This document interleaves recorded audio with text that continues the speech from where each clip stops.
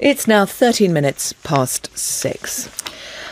A lengthy public inquiry in Scotland into the use of contaminated blood by the NHS across the UK reports this morning. Laura Bicker, our correspondent, joins us from Glasgow. What is the period that the inquiry is going to look into, Laura? Well, this will be between 1970 and 1991, where thousands of people were infected with hepatitis C or HIV through blood products supplied by the NHS. Now, the total number of victims isn't actually known, but a Department of Health recently estimated the number at 30,000 UK-wide. Now, there are many unanswered questions surrounding this public health disaster. An inquiry here in Scotland was a key election promise of the SNP and was announced in 2007 when the SNP came to power. So Lord Penrose will publish his inquiry today, although he won't be there in person. There has been a promise that there will be no prosecutions as a result of this inquiry.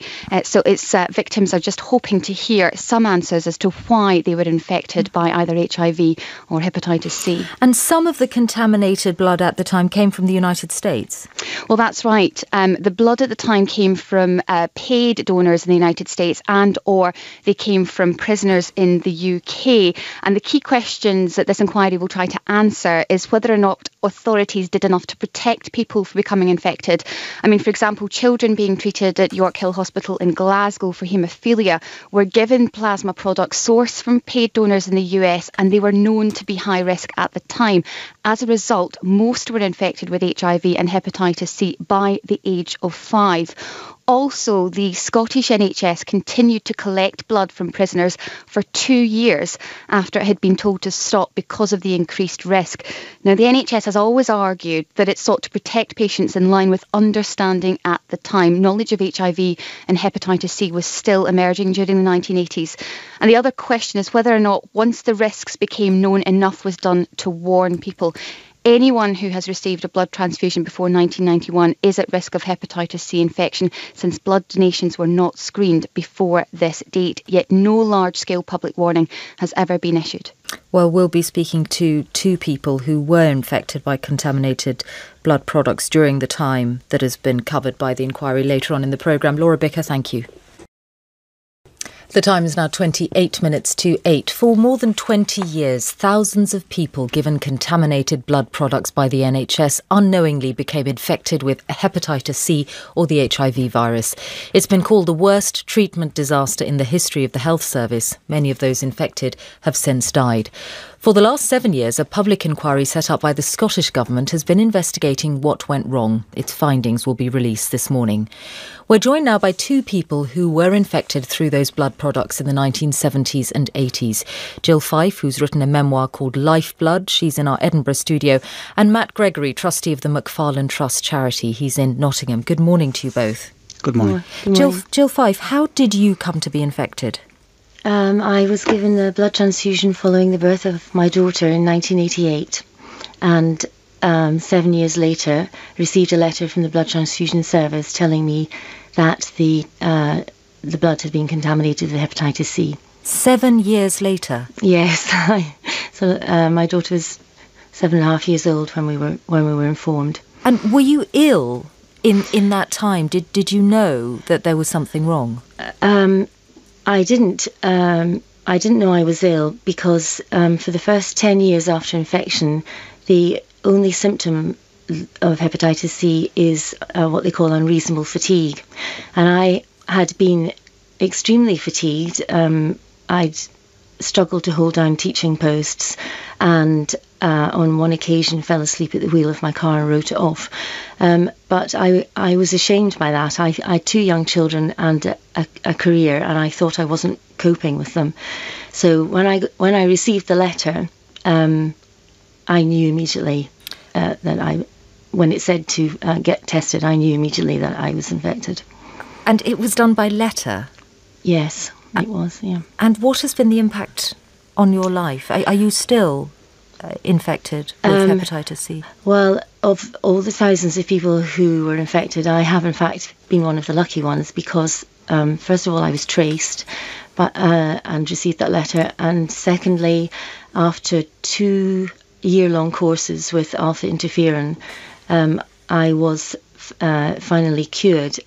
Unfortunately, so about 5 years later, I was testing negative for hepatitis C, and I've tested negative ever since. But I have now been diagnosed with autoimmune disease, which we suspect is a side effect of alpha interferon. Matt Gregory, what was your experience? How did you come to be infected? I've got severe haemophilia, and I used to inject, well, I still do, inject blood products to sort of deal with that. And rumours started going around in the sort of mid-80s that there was some infection that was spreading amongst the haemophilia community and people with bleeding disorders. And we heard in sort of late 85 that people had been tested for this condition, which was known as HTLV3 at the time. And we tried to contact my consultant to ask about that, but she refused to speak to my parents, and because I was 16 at the time. And my dad went down to the hospital on a number of occasions and eventually sort of managed to find her and corner her, and insisted that she told him what the situation was. And she admitted reluctantly that I had been infected with HIV. And we ended up sort of having a meeting with her where I was told that I probably wouldn't live past the age of 20 and having children was not an option. And, you know, it was, I'd just started sort of doing my exams at the time. So my education pretty much went out of the window, and it had a pretty poor effect on me. And then, go on. Yeah, no, I was just saying, you were obviously a high risk group because you had haemophilia. You were dependent on these blood products, and you know yours was not an emergency situation as it was for Gill. I wonder what this leaves you thinking about the screening that was or wasn't there at the time. It's believed that it was well known by the medical community that there was an issue with these products, but they continued to give them to the patients because they were effective, and we weren't given the choice to decide whether we wanted to take this risk. You know, if you have surgery, the possible side effects are explained to you, and you get to sort of choose. But we were never given an opportunity to say whether we wanted to take this risk or not. And indeed, it sounds as though it would have taken a long time for you to be told. I mean, you found out because your parents were aware enough to push for answers. Very much, yes. I've spoken to a lot of people over the years. Some people were not told until many years after their infection, when the medical staff knew, which led them to both infect their sexual partners and not be able to adjust their lifestyles to compensate, and you know, try and give themselves the best chance that they could possibly have to counteract the effects of this condition. Gill Fife, when you were infected in 1988, that is towards the end of the period that's going to be covered by this inquiry. It's a 21-year period up to 1991 that is covered. Do you want people who perhaps by that point in the late 1980s should have known better, do you want people to be held accountable? I think it's very important, not just for transfusion victims, that people are held accountable. And the reason for that is that I don't think we can fix what's happened for the thousands of people who have been made ill and suffered or who have died. But what we can do is make sure that in the future, when mistakes are made, because everyone makes mistakes, and I don't think anyone deliberately infected 30,000 people, but I think from the research I've done in the British Library that mistakes were made, and Britain was slow to respond compared to other countries. And it would be great in the future if it were easier for mistakes to be acknowledged immediately. It shows respect to the people who are left to deal with the consequences of those mistakes, and it lessens their burden, because then they don't have to fight for recognition, they don't have to fight for help. And will it be a recognition, Matt Gregory, of what you have been through? It's difficult to say.